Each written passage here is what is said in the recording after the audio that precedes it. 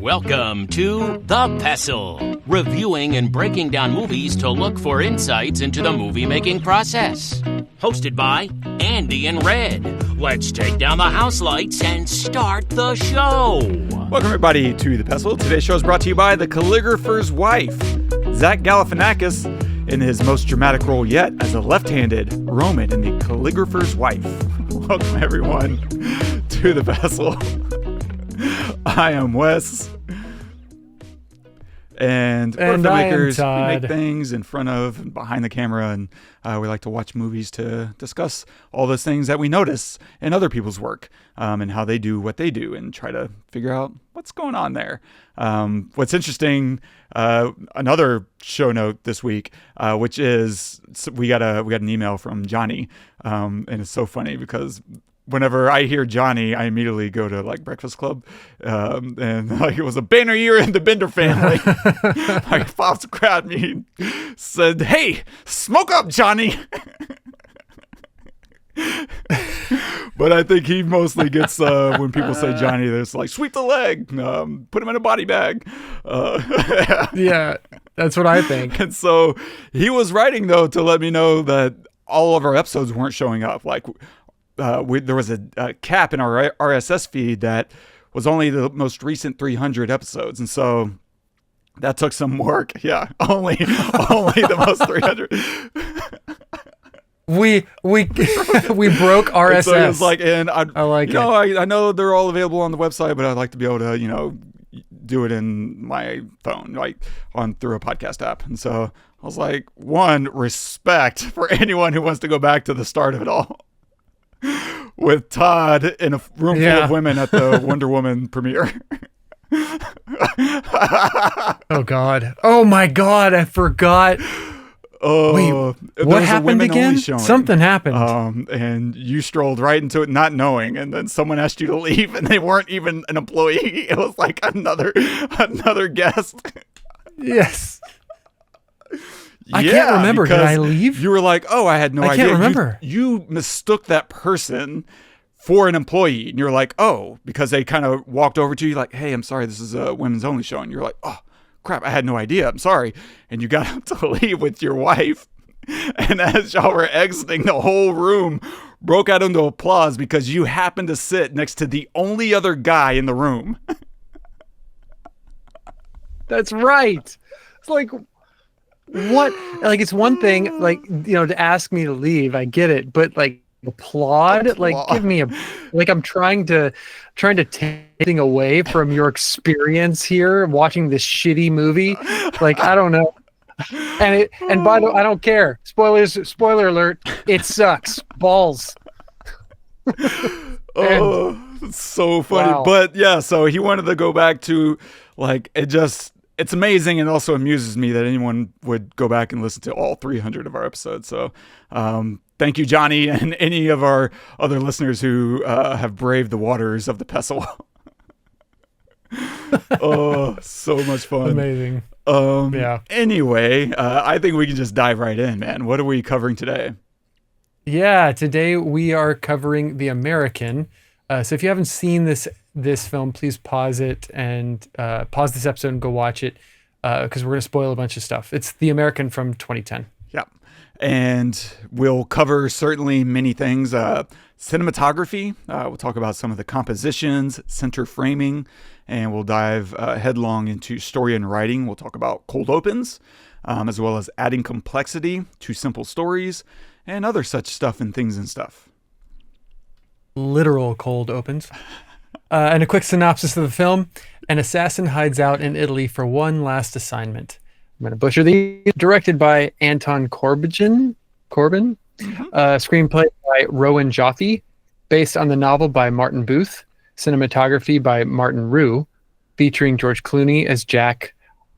Violante, Placido as Clara. Johan Leysen as Pavel. Paolo Bonacelli as Father Bendetto, and Thekla Reuten as Ingrid. Applause, sir. Applause. Also, 300 episodes of us butchering people's names. God. Us? Me. I'm the one that reads this shit. Oh man, So good. I got no backup. It's brutal out here. Jack. Pavel. It's been a while. Who was the girl? A friend. A friend? Who are the Swedes? I'm working on that. It's going to take some time. Did she set you up? She had nothing to do with it. Pity. You can't stay here.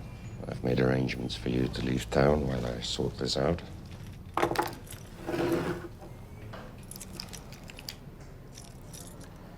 Take a right outside the bar, then second left, via Magenta. You'll find a dark blue Fiat Tempra with Pescara plates. I've marked a small town on the map, Castelvecchio. Stay there. Lay low till you get my call. Don't talk to anyone. And above all, don't make any friends, Jack. You used to know that.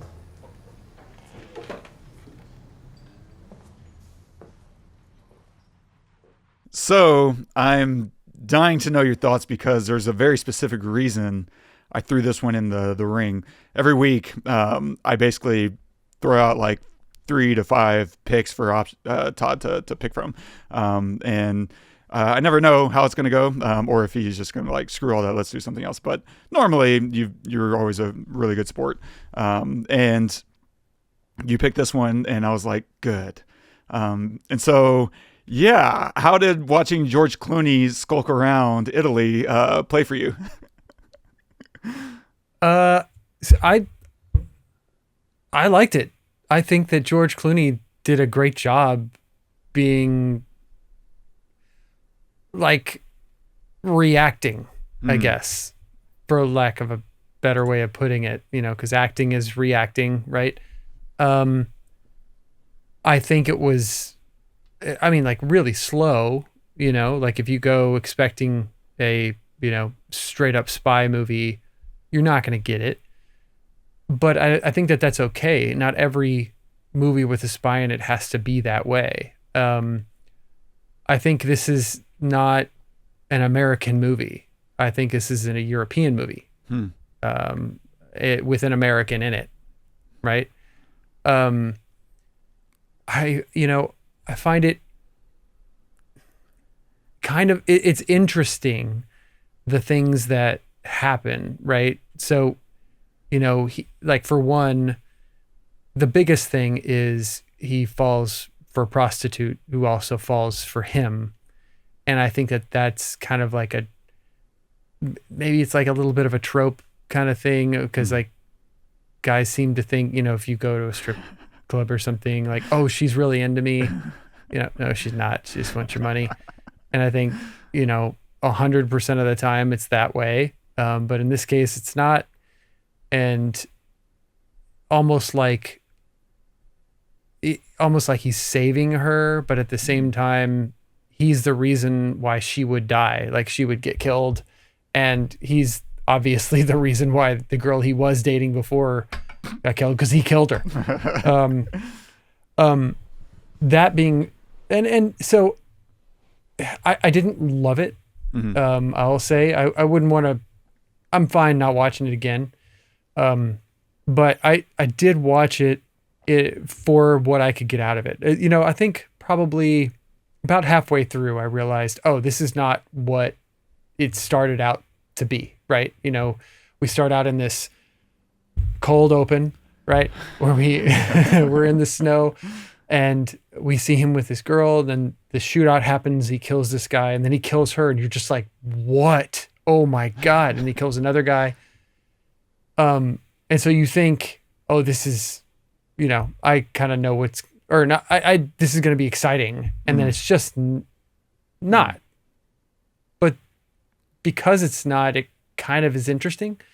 So I chose about halfway through, I was like, okay, I'm going to shift gears and watch it for the the good acting that I think that Clooney does, right? It's like Clooney usually plays the same guy in most of his films, except like maybe Oh Brother, Where Art Thou and Fantastic Mr. Fox and stuff, where he's just like this kind of a goofier character. But for the most part, he's this cool, suave, guy. Ocean's 11, 12, Ocean's 456, all of those, pretty much all of his films, he's a similar guy.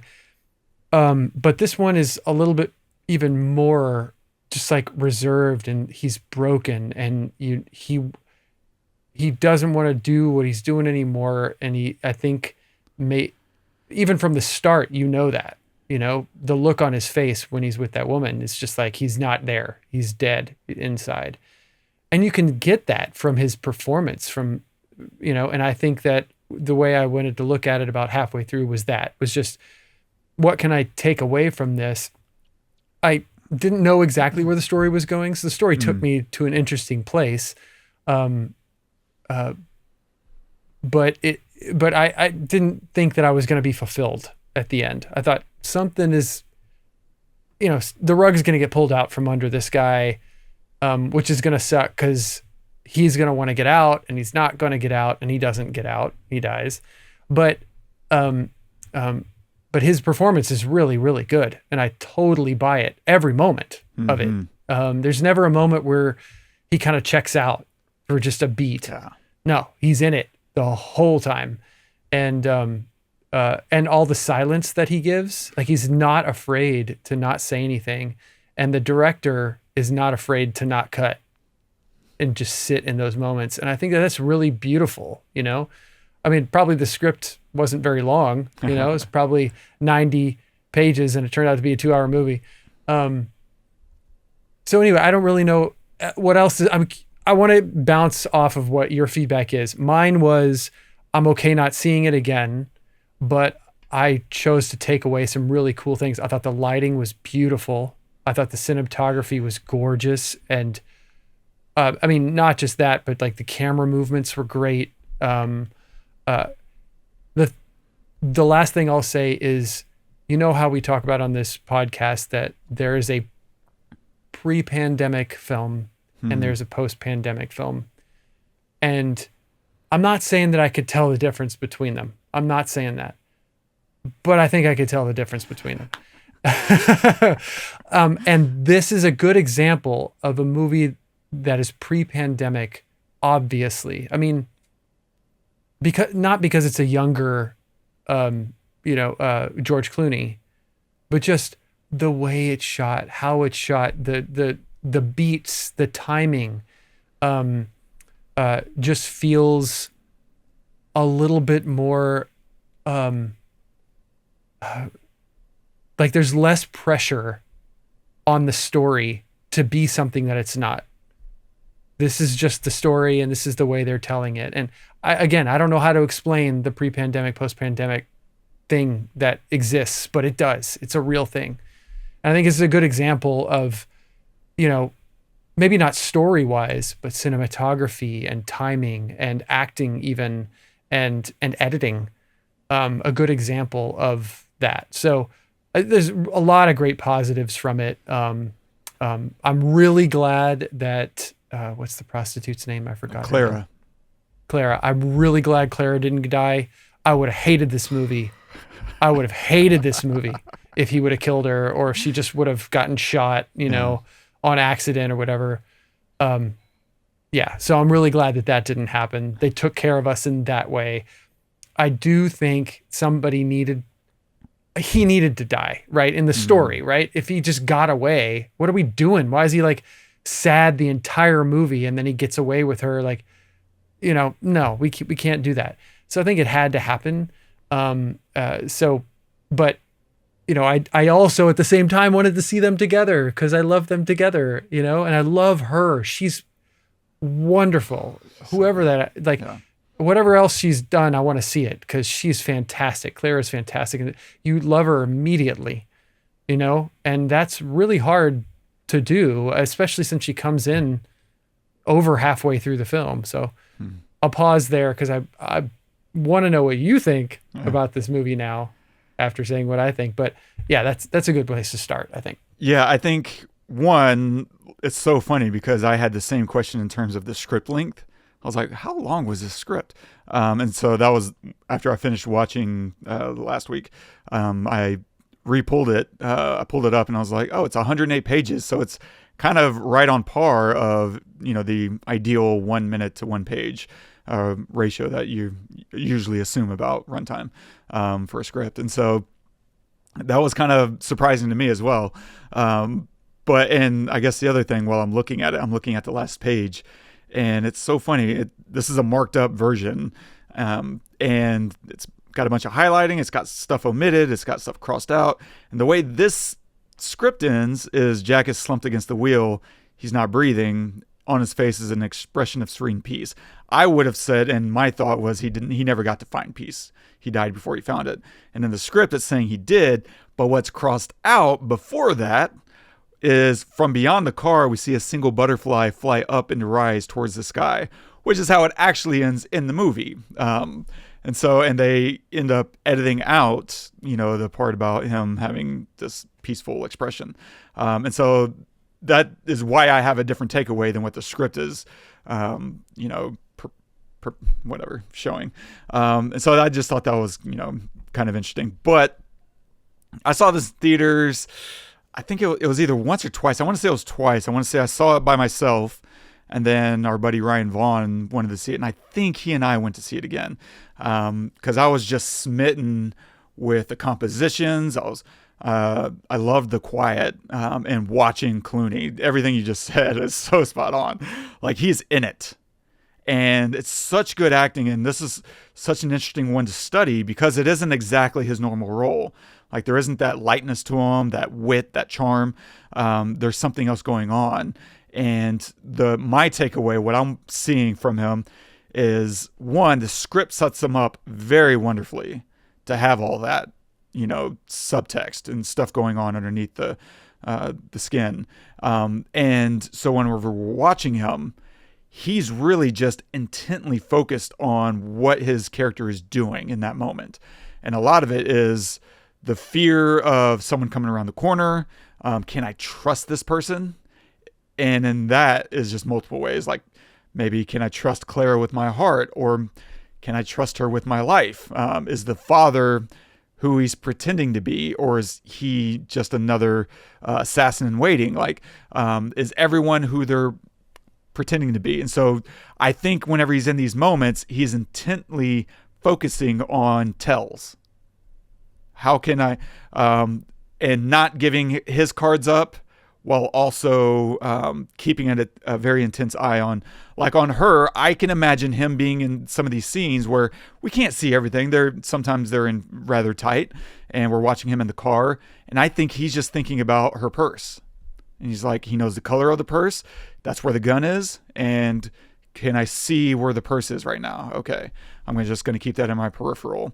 And I'm watching her and her hands, and without directly looking at it, because that's the tell. I can't show her what I'm looking at, or else she knows I'm onto her, and then I'm dead, or then everything falls apart. Like, I think he's really intently thinking about those things and his scene partner. And that's what gives it that level of intensity. Whenever you stop thinking about the camera, because that's all that second nature to him now. He doesn't have to think about the camera anymore. He can just focus on the scene, and his body will do the things it needs to do as far as posturing for the camera. And everything else is just going to take care of itself if he focuses on the intention. What am I supposed to be thinking about? How am I staying alive right now? I think that's all it is. And he's just an interesting face to look at in the process. But I'm glad you agree. And it's so funny because that's what I was gravitating towards during this era of my life. I would have been, just an actor. This was before I bought my first camera. And so I was watching it from the standpoint of the performance and the space around his performance. And this is one of the films that drew me to cinematography, because I was watching these incredible compositions. And I was like, I want to shoot that. How can I shoot that? And this was one of the first times in my life that I was like, if I could make something, this is what it would be, at least visually. And I don't know how to write this. I don't know why it's working at that time. I was still a writer, but I was nowhere near writing anything on that level. And I was like, I don't know how this is all operating, but I would love to write something like this. And if I'm ever a director, I would want to compose these kind of images. And this was one of those little key things that compelled me to buy a camera. Wow. Yeah, this was a big movie for me, man. I was obsessed. Now, I didn't necessarily watch it 100 times because it's brutal in that way. But it was certainly in my head incessantly. Like, I just saw those images for years in my head. And whenever I would watch other movies, I was secretly comparing them to the American. I was like, yeah, but they're not. And what's crazy about that is this director, I think, has only made 2 movies. He made this, and then he went on to make another movie. I can't remember what it was, with Philip Seymour Hoffman. And I think that's kind of it. He does music videos. He's a music video director. Like, what? Oh my God. What? How do you go from making music videos to this spacey spy thriller? Like, what the? That's crazy, right? They're nothing alike. This is the most patient thing ever. Music videos are not patient. Very rarely.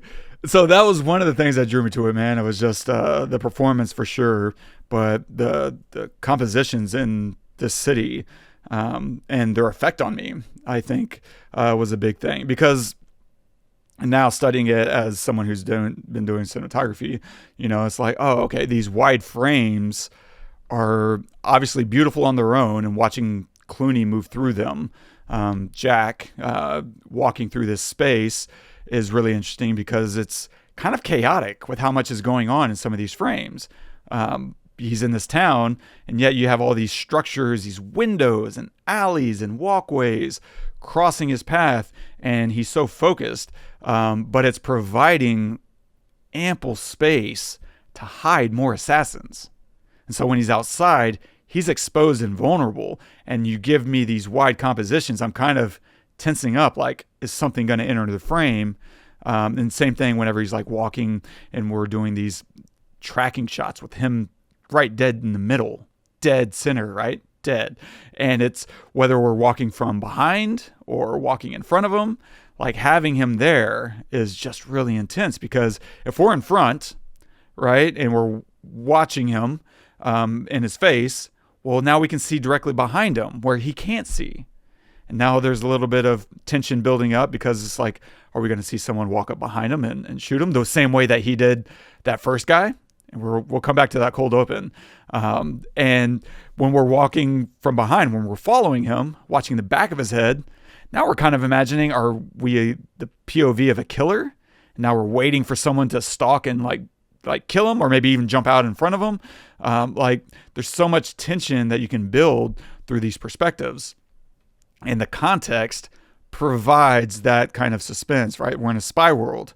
He's being hunted. We've already seen the dangers that belie, this whole world in that cold open. And him dead center is also like, he's in our sights. Like, this is a composition of someone being sighted, scoped, and so he's in constant danger when we see him dead center of the frame like that. It feels like we're watching someone in a scope, which is really cool, and kind of reflects later in the film when we're watching him spying on Clara through his camera, which is really interesting, because on the other end of that is, through a long lens, everyone kind of looks guilty of something, because you don't know what's going on. Right? That is awesome. I have never thought of it like that. Oh my God.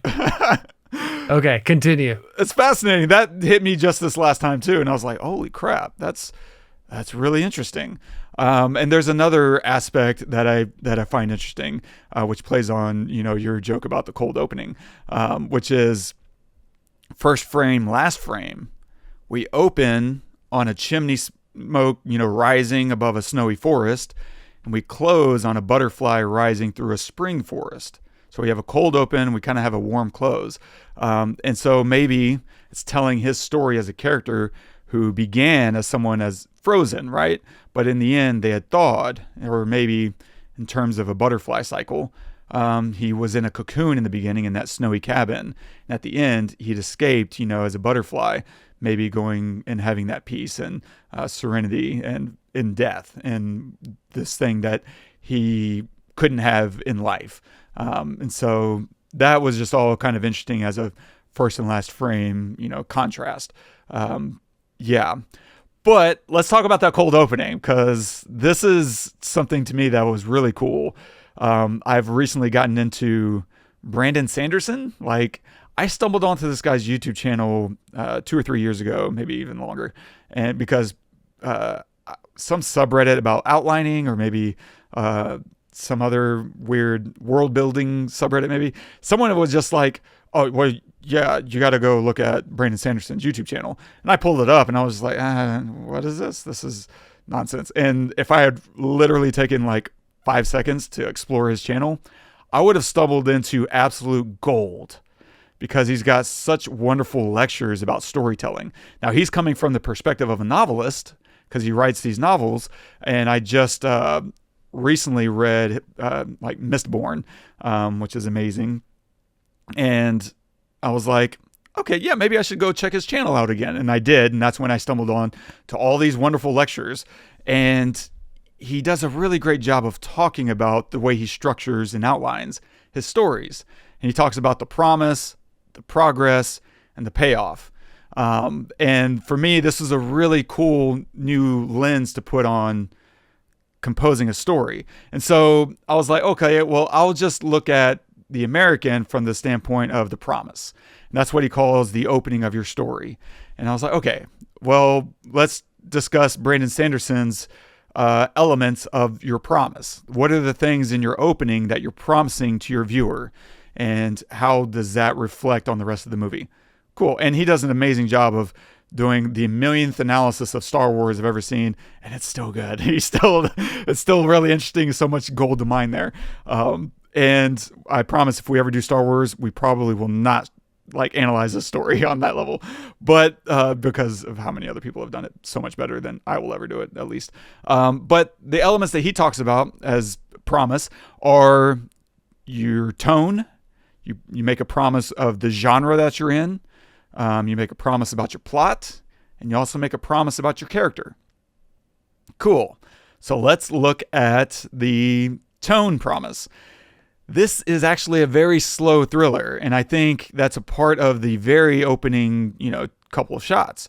Is it's a slow dissolve. We fade in slow, then we sit on, I don't know, a 30-second push in, and then we kind of move in. And so we're just kind of taking our time getting to it. But the impressive part is that the cold open is a 5-minute open. It's very fast, but it's kind of common. Like 5 to 10 minutes are, maybe your average. But if you can do it in 3 to 5 minutes, your opening, man, you're on it. That's brilliant. And this is almost exactly 5 minutes. He kills the second assassin at the 5-minute and 3-second mark. That's how precise they're operating here. And that's amazing.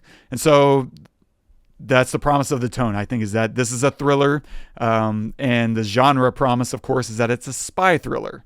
Right? It's not action packed. This is more of we're walking, that's what he's doing in the beginning. He's kind of walking around, doing nothing, mind his own business, and out pops a guy trying to shoot him. Okay, and then he disposes of them, and then that starts to get into the plot. You have a man trying to live in peace, find love, who fends off 2 assassins, and I love this little element that we get from her, his lover. Whenever they see the tracks, she looks and she says, "A hunter? Oh no, they would travel in pairs. I think they would travel in pairs," and that's kind of flagging for us. Assassins don't come alone; they come with a partner, and therefore later in the film, we'll come back to that. Let's also talk about character. So we're now looking at a man who is incapable of trust. This guy kills his lover cold. He sends her to get the cops, pops up, pops her. Like, that's breathtaking. That just knocked me on my butt. Me too. I my jaw was on the ground. I was like, oh, okay. I know a lot about this guy right now. It's very revealing, and it leaves a lot of questions to fill in. And that's one of the things I love is it. To me, this is such a simple story, right? It's really just about a guy trying to figure out who was killing him, and find love along the way, right? That's it. An assassin trying to stay alive, find love and solace. Cool. Well, how do we complicate that for the viewer to make it more interesting? And here's where I think it's spaghetti, right? This is not compartmentalized dominoes falling one after another, creating momentum. Instead, it's spaghetti. It's a bunch of stuff all kind of wrapped in together. It's opening multiple threads at once, and they all kind of blend in with each other. And like, he's opening a thread with his handler, his boss or his employer, right? Pavel. And he's asking him, like, who tried to kill him in Sweden? He meets this priest who's kind of on his case about his sin. He meets Clara, a woman. Is there potential for love here? He takes a job building a rifle for another assassin, which was really interesting that she picked the combination 014 for her briefcase, because that's 007 times 2. And I like the idea of pairs, like there's 2 007s and that are coming after him. Or maybe she's supposed to be twice the assassin. But either way, there's a lot of interesting play with that number. Y'all know me. I always like looking for number correlations. And then you also see someone stalking him in town. That's another thread, like, oh, what's going on here? Whenever he's meeting the first meeting with the assassin, when we'll come back to that. But he sees that person stalking. He's like, is he with you? She's like, no, I came alone. Like, well, how much can I trust you, though? Like, what does that mean, really? I don't know. And then we also, this is kind of a lot and also nothing at the same time, talking about spaghetti, which is was it the restaurant or a little diner cafe? He's watching a movie. And what is he watching? He's watching a spaghetti Western. Right? Man with No Name. Westerns filmed in Italy, right? That's what a spaghetti Western is. Sergio Leone, who was making all those Clint Eastwood films, Fistful of Dollars, Few Dollars More, all those things. And that guy, the stranger with no name, right? He had all kinds of little code names or whatever. But yeah, it's like reflective of maybe Jack as a representation of that, of this character who's at the end of his life after having killed a bunch of people, almost like an Unforgiven situation where you're like starting a movie with the end of someone's killing career. It's like, oh, what does that look like for Jack? And so maybe he's a reflection of that kind of character who's gone around in so many spaces taking lives and whatever. I thought that was a really fun sprinkle in. And so how do you complicate a story, though? What are the other ways? We have to fill in a lot of blanks. Pavel is his employer, and so we have to figure that out as they meet, because they don't just say, you're my employee. It's like, well, who's this guy? Oh, okay, we get it pretty quickly. But the other cool thing, and this is where you have to be paying attention, Pavel tells Jack to go to, what does it say in the clip we played? Castelvecchio. What does Jack do? He goes, and then he's like, nah, I'm not going where you tell me to. I'm going to go where you don't know I am. And he goes to Castel del Monte, right? And they never call that out. Pavel never points out that I know you're somewhere else, because that would tip his hand. And so there's a really secret game going on in so many ways that you really just have to be paying attention. No, they don't give you this grand exposition. You just have to follow along. Like, I'm not stupid. Yes. I see him go to Castelvecchia. I see him look around at people and then get in his car and turn around. He literally turns around. Show it. Show me. Don't tell me.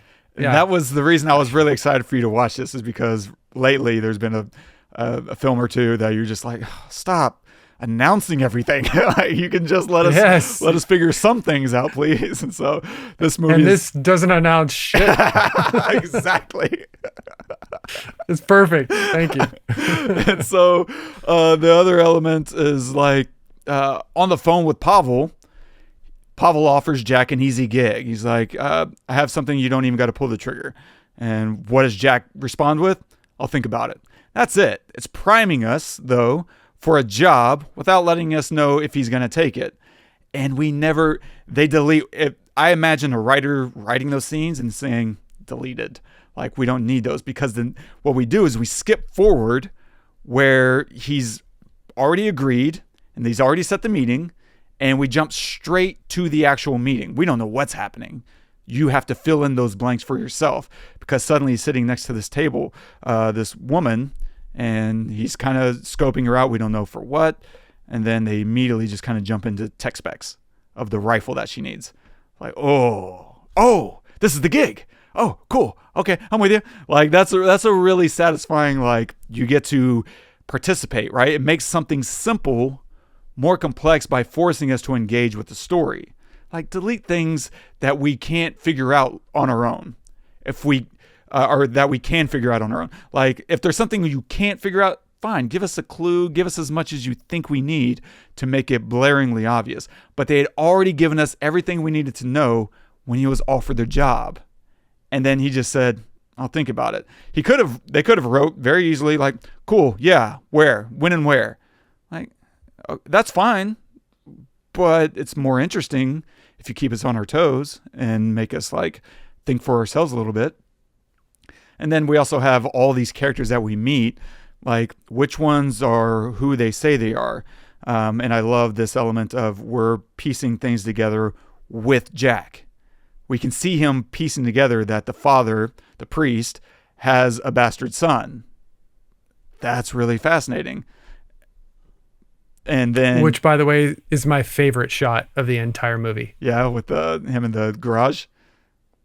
No, the later on when he's with the priest. Oh, okay. In the park, and it's got the priest and he's looking out, and then they just pan a little bit to the side and it shows Clooney staring straight at him, and he's in focus, but the priest is not, and he's telling the priest, I know about you, because the priest is trying to save him, and he's like, save me, better save yourself, bro.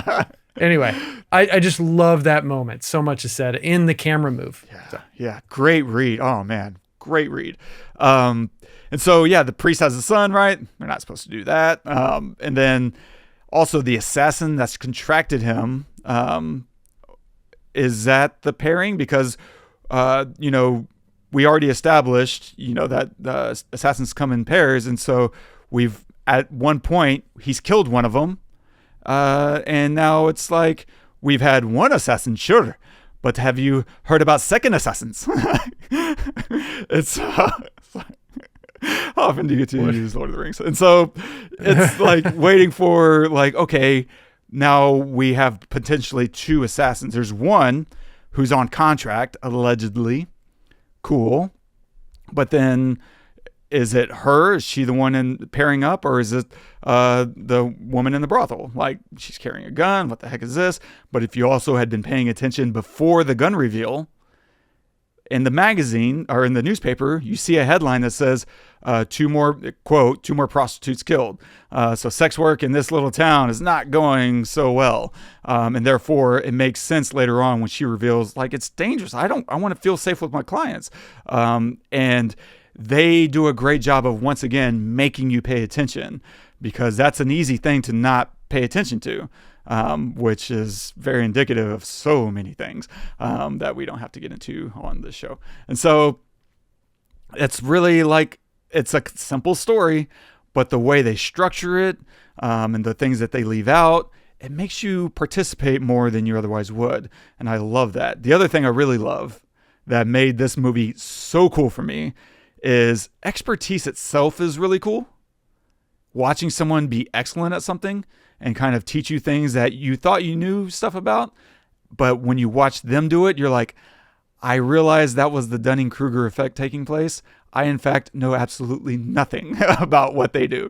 And watching him make the suppressor, hyper cool. Like, I was just so in love with all those sequences. And then even watching him talk about it with the other assassin was really cool. With Ingrid, is the woman's name. Him and Ingrid talking shop was really cool, both at the table and then whenever we're watching her saying all the adjustments that she wants him to make. Yeah, do this. And he's just like, got it. Okay. And then the way she was testing the weapon was like very exciting. I love that moment because we're watching her. Oh my God, I think I made a note on this because the structure of this whole little moment is so good. Whenever she tells him, she tests it, she shoots, and she's like, okay, now take it over there, shoot at me. And now she's going to study the sound. And that moment is beautiful because it's her throwing him off her track. Like, I'm trusting you with a gun to shoot at me. I'm not your enemy.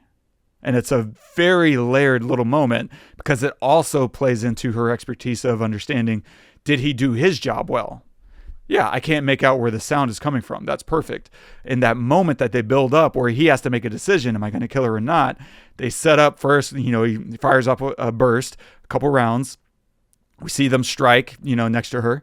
He puts his gun down, counts to 5, puts it back up. And I love this little moment because there's this beautiful patience to it where we wait. The music starts to rise and we're listening to that while also watching his face. We do this little boom down. It's so small and gradual, but we boom down to add a little drama to it as he pulls it up. We watch him pull the trigger and then we release the music, release the vibes, and then see the explosion next to her. And we know that he chose to not, take her out. Like, it's just such a beautiful build for tension in a movie that's built on quiet. And so those are the little thrills that you get out of this kind of movie. And for me, that's just really fun. I love the cat and mouse aspect of it. But then you also see the way he, as an expert assassin, chases that first killer down in a scooter, runs him off the road, pulls him through the window, snaps his neck. In one expert move, it now looks like an accident. Looks like this guy had a car wreck. He took his gun. We're good. I'm out. I'm leaving the scene before anybody arrives. Like, that's part of his expertise, And also like that it's the same scooter that initially scared him when he arrived. Like, it's a little bit of a foreshadow because that's the same scooter that gave his position up. But then he finally used it to his advantage in taking out the killer. And so it's one of those little, like, use all the parts that you're putting in front of us. Use it all to maximum effect. And I think they're doing that. And that's one of those moments. Yeah. Lastly, the character work. Because we're watching him try to figure out what it is he wants. What's he going to do? Clara, for instance, we meet her. And I love her. She says, "My name is Clara," and that's it. That's a very short scene of him in the brothel. But giving her a name lets us know that she's significant. And then his second visit to her, we see that she's not there. And he declines the other women, which perfectly communicates he wants her and only her. That's a perfect way to establish a character want. The cheap way is for him to tell her, "I want you." No, let's see it. And this is a beautiful way to show it. Like, she's absent. How does he respond in her absence? He waits for her. That's cool. It's not just about sex. There's something else that he's connecting with. And that's simple, wonderful communication to an audience. This is a movie that anyone can actually follow. You don't have to be a film nerd. You just have to be patient. And that's the real challenge with audiences in the mainstream. But thankfully, people like us will, queue up on all this stuff. And what's really nice is one of his next bump-ins with her is whenever she bumps into him at the little restaurant, right? We have this great playful scene of the pressure of her having a friend there, kind of puts Jack on his toes, and he's trying to talk around like, "Yeah, I'll go see you while you're doing like your sex work thing, but I don't know if your friend knows what you do, so I can't say that." And then she's just toying with him the whole time. So yeah, such a great moment there from both of them, from all of them. Really, yeah. like. It's so good because it's awkward for him. And so we're watching that. But what's really great is as they leave, her friend, what does she do? She calls him Mr. Butterfly. And the only way she would call him Mr. Butterfly is if Clara had been talking to her about him. Clara's been mentioning him to her friends. So now, very covertly, we're establishing Clara has a want as well. She wants to see him outside of the brothel. And if you're especially astute, which I'm going to be honest, I was not. It took me a while to piece together that, Mr. Butterfly. Yeah, that's her friend saying that. Okay, I get it. And we're establishing Clara has wants as well. She's not just a character there for sex. She is a three-dimensional person full of off-screen life. And that's wonderful, wonderful writing. And so Jack, we see him kill his lover in the opening, and we understand he is not a very trusting person. But what we don't know, is that who he is, or is that who he thinks he had to be? And that we don't know. And that's to be revealed. And I love that later on he has that nightmare about her dead body. And so that's communicating in a very short, 10-second clip. He has regret. And he's not happy about that. That wasn't who he wanted to be. That's just who he's always been. And it's who his handler wants him to be, right? That's what he also says at the end of that clip. No more making friends. You used to know better. Jack has been living a very lonely life. He's not allowed friends or anyone that he cares about. Certainly not romantically, because that's a real vulnerability, I'm sure, in that world, in that universe. If someone knows you have a weakness, that's the pressure point. That's what you push on. And so we're going to watch this whole film unfold about who he is. And I love watching him along the way get called out by all the other characters. Like most spy thrillers, Bond, right? No one's calling Bond out on a damn thing. They're going to try, and they're going to get chewed up in the process. In this movie, he's getting called out constantly, and they're pretty much all right. They're all nailing his ass, and it's wonderful, right? Clara knows he has a secret. She doesn't know what it is, but she's pinning him to the ground like, you've got a secret. And it's like, what makes you think I need to have a secret? It's like, yeah, you seem nice enough, but yeah, you got a secret. And that's kind of that. Ingrid, the assassin, says he doesn't have a woman in his life. He doesn't have love in his life, is the implication. Because she's like, have you brought anyone out here? And he's like, no. She's like, yeah, you don't have anyone. She's seeing beyond his simplicity and his terse exterior. Instead, she's seeing something underneath. She's seeing all that loneliness. And most importantly, I think the priest himself several times is just posting him up. For one, one of their early meetings, like he's commenting about like, you don't study Italian history. Like you're here to create a travel book and you're not studying our history. And he says, I take pictures. Now this becomes a coded conversation about his job as a killer. He can now talk about how he feels as a photographer in order to reflect how he really feels about being an assassin. And that's nice. That's nice to give him a cover to express his real feelings. And what he's saying is that he doesn't know the people that he kills. He just shoots them. He's not studying their history. He's just following a job. This is just a job. That's all it means to me. And now we at the end of that scene, the priest says, you're American. You think you can escape history. You live for the present. And he says, I try to. And that's, kind of sad, at the same time. It's like, if this is all you ever have, then man, does that look bleak? Because later on in that scene that you were talking about, the father, like, he calls him out, which is really nice. And along the way before that, at dinner, he calls him out. The father calls him out about lying about being good with machines. And then he also makes a point about journalism can't make a man rich. Maybe you were already rich. No man can be rich if he has God in his heart. And so he's drawing this analysis of however you got your money, there's blood all over it. There's sin maybe is more specific to what the father's indicating, but it's not good. And then we get to that park, that sunrise. Jack finally calls him out for fathering a bastard, right? And that's beautiful because the father owns it. He doesn't even pretend. He doesn't shed it. He's just like, yep, in the end, it is I who confess to you. And he's like, you need to confess, though, for your own good. You cannot doubt the existence of hell. You live in it. It is a place without love. I have the love of a father's heart, and for that I'm grateful. Like his sin, fine. It wasn't supposed to be, but it gave him the heart of a father, and maybe that made him a better pastor in the end.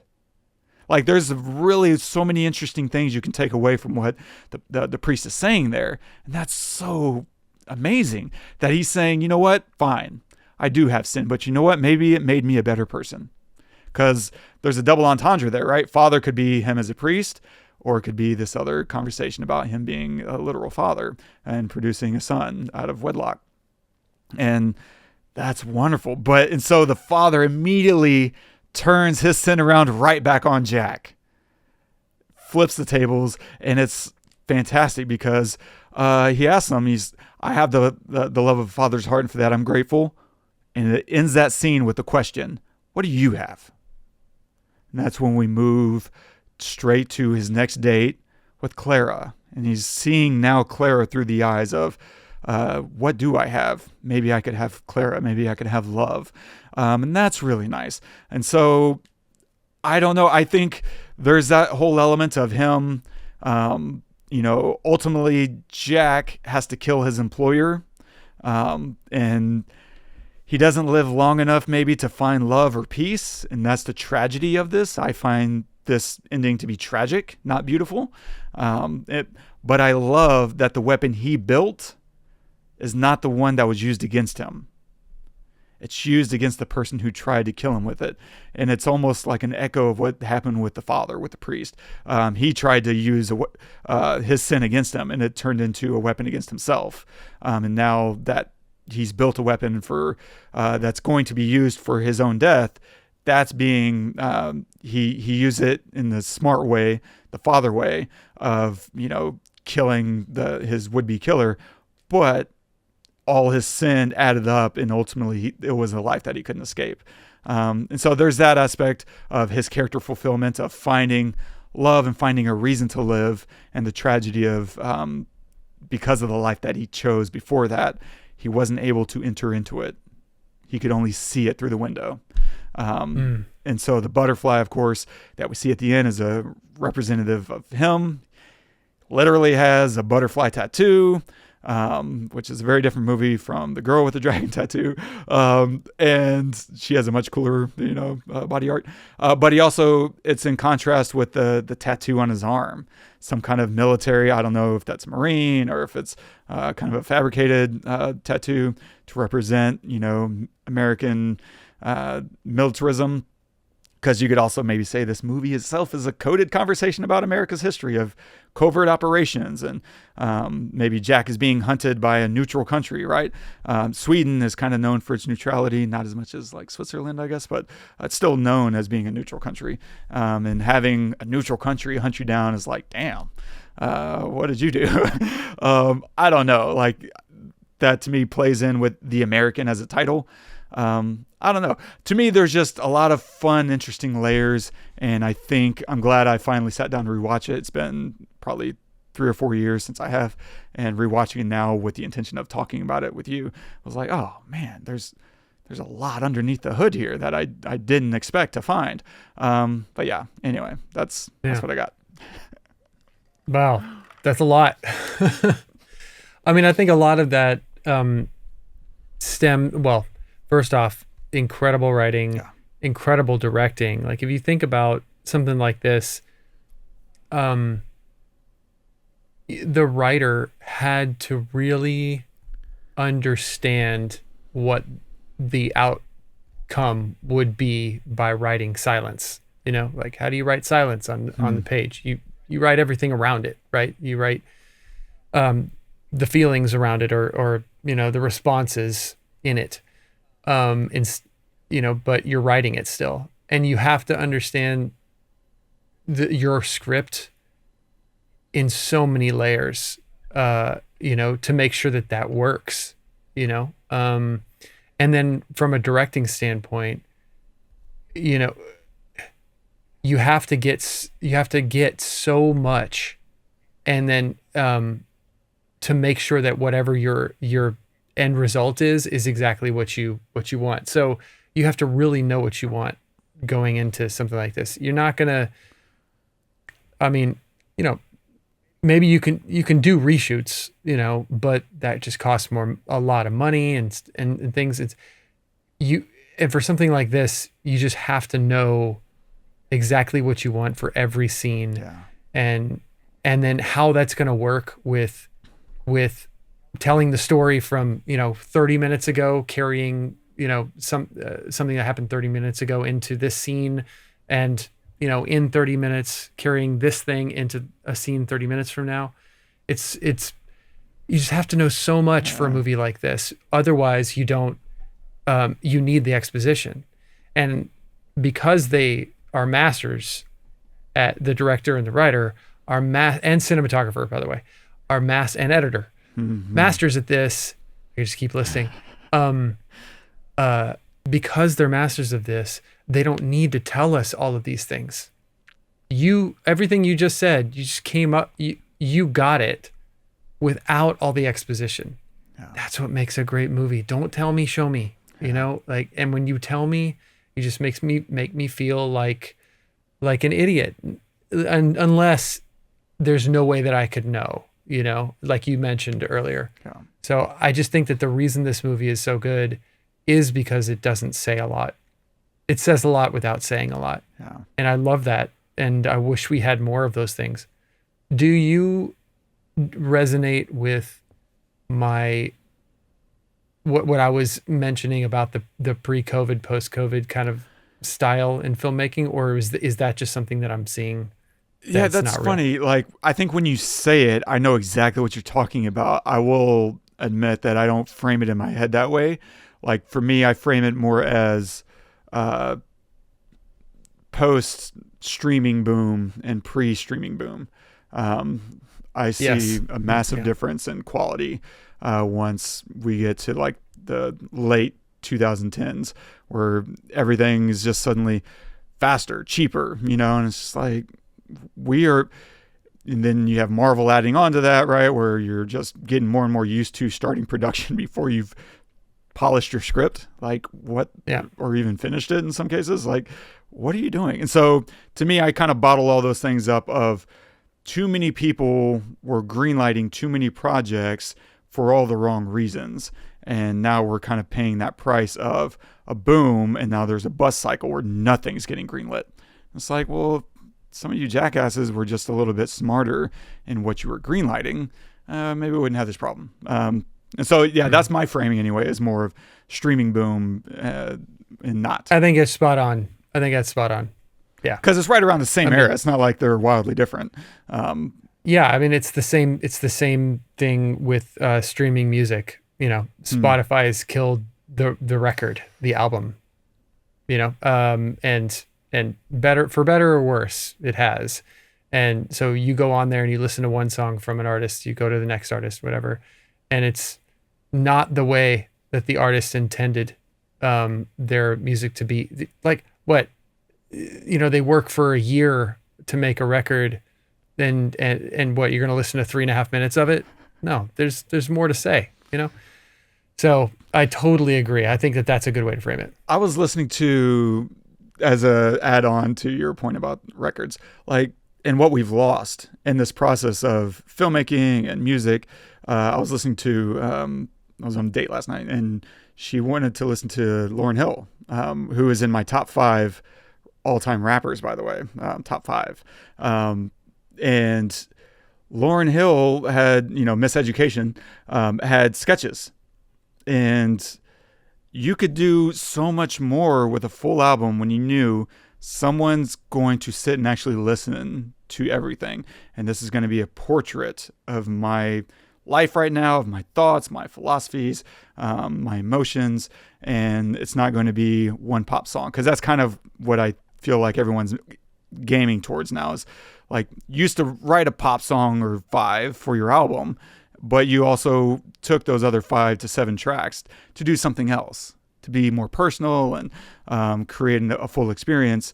And that's been lost through the commoditization, I guess, of like, we're going to library everything.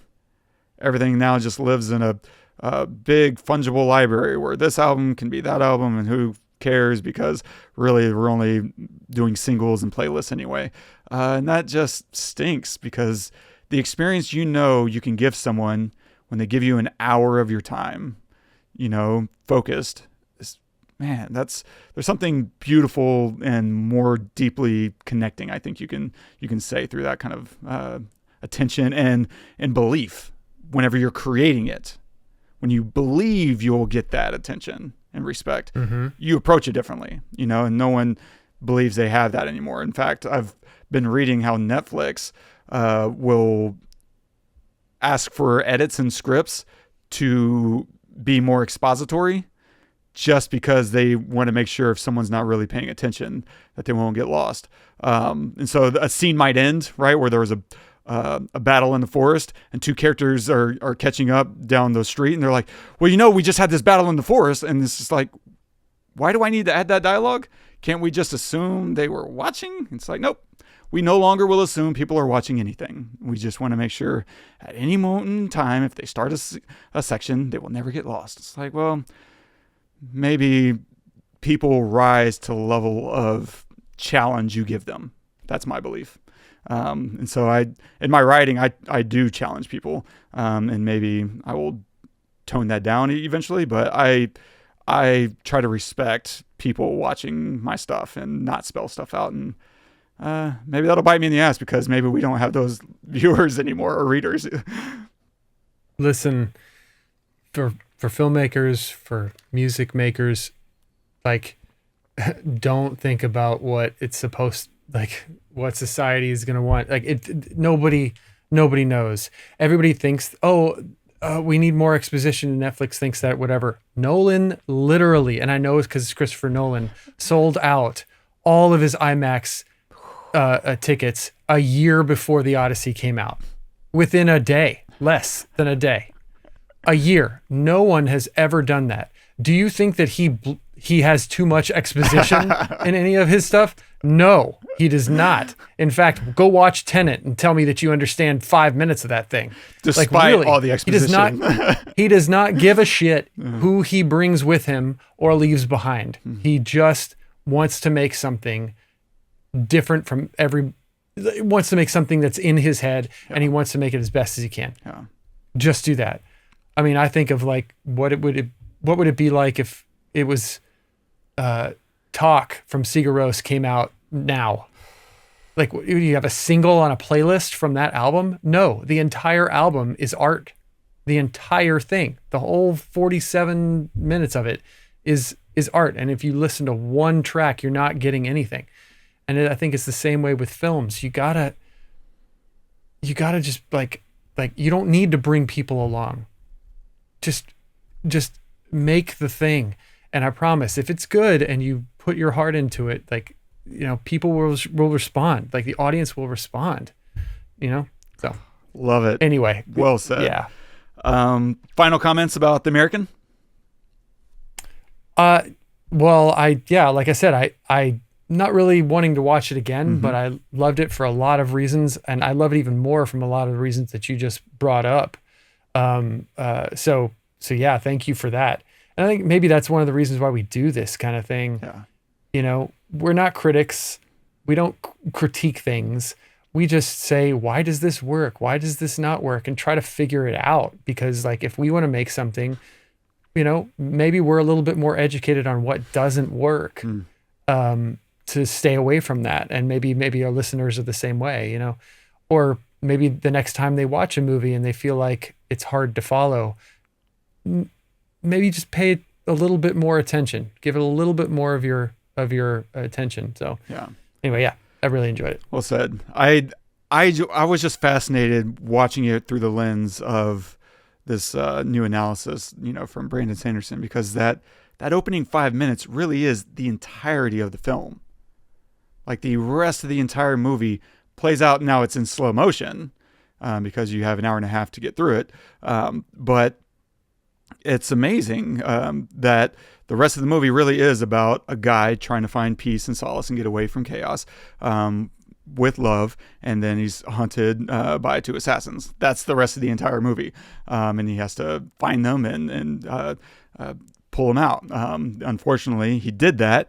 And this gets into the nice, South Park, Matt and Trey. Yes, but he's like, can he do it? Yes, but there's one more.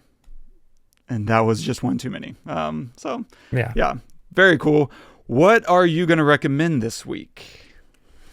This week, I'm going to recommend another George Clooney film, an oldie but goodie Terrence Malick film, Thin Red Line, which I haven't seen in a very long time, but is just so good. So, like masterclass in all the ways. Adrian Brody, Sean Penn, Jim Caviezel, Nick Nolte, George Clooney, John Cusack, just what a cast. And it's Terrence Malick, so what are you going to do? Great film. Great film. Great call. I watched that within the last 2 or 3 years, and I was just like floored. It's so good. And beautiful. It's anyway. I'm going to recommend a movie called Winner. I think it's streaming on Hulu. It's got Emilia Jones, who we remember from Coda. She was the lead actress there. And it's about a reality winner. It's a new... Previously, I recommended a movie called Reality that was on HBO. And that was taking the transcripts of her arrest. She was a whistleblower. And they took the transcripts of her arrest and made that into a movie. It's amazing. And this is a completely different approach to that same story. We're watching now more of her life from her time in high school, through her recruitment, through her being arrested, and then beyond. And so you get a much bigger context of who she is in that way. And I found it really entertaining and a very different style of movie. It's not as severe as Reality is, but still worthy of a watch. So Winner on Hulu. And stay tuned for next week. We try to cancel the apocalypse. We're going to go to Pacific Rim and see what they got to say over there. I just want to see big robots punch big monsters. Todd, is that too much to ask? No, it's not. And we're going to do it. They're going to do it. If you're enjoying the show, don't forget to subscribe, review, leave us a note. If there's something you want us to cover, we'd like to hear about it. And if you want to comment on this episode, you can do that at thepestlepodcast.com/theamerican. And our quote of the day is from H.L. Mencken. Is that how you say that? Mm-hmm. Okay. Love is like war, easy to begin, but very hard to stop. Oh. Yeah. The wisdom. Man. Yeah. I'm not touching. I'm good. Yeah. All right. Well, thank you guys so much for joining. Hopefully you enjoyed this podcast. Make sure to share us with a friend, subscribe wherever you get your podcast, review us. It all helps a lot. And if there's a film you'd like to see us talk about, share it with us. Who knows, maybe one day we will cover it. Until next time, I'm Todd. I'm Wes. Go watch some movies.